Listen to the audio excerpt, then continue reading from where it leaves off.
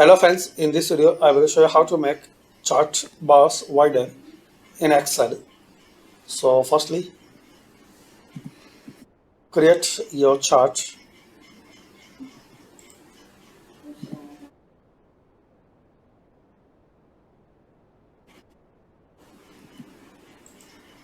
If your chart is not ready, so create your chart. Now select them and insert.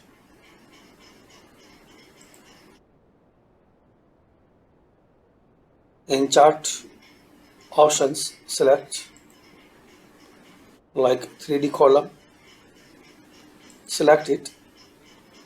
Now right click on it and now make wider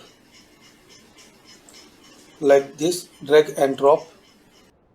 Then right click on bar, then click on format data series. Here you can change gap width,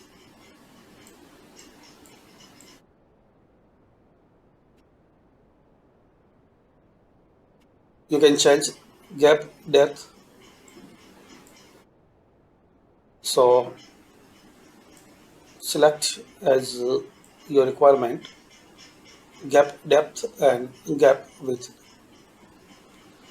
After that, just you have to click on save. So this way guys, you can make chart bar wider in Excel. Thanks for watching.